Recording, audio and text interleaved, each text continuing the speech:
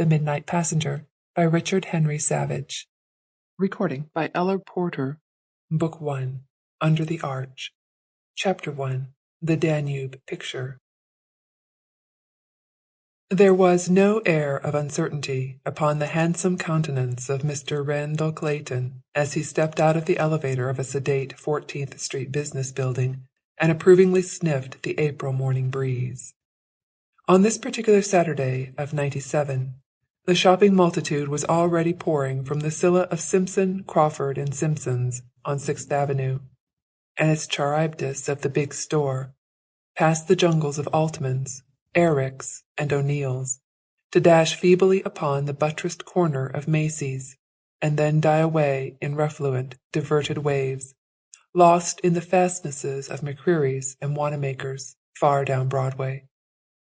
The pulses of the young man were vaguely thrilled with the coming of spring, and so he complacently took in the never-ceasing tide of eager women on the street's shabby side with one comprehensive and kindly glance. For 6 long years he had cautiously studied that same sea of always anxious faces.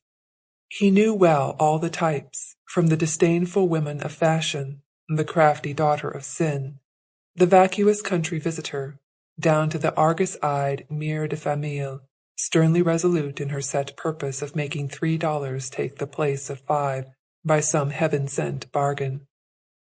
Countless times he had threaded this restless multitude with an alert devotion to the interests of the Western Trading Company. He was, to the ordinary lounger, but the type of the average well-groomed New York businessman. And yet, his watchful eyes swept keenly to the right and left as he breasted the singularly inharmonious waves of the weaker sex. His left hand gripped a Russian leather portmanteau of substantial construction, while his right lay loosely in the pocket of his modish spring overcoat.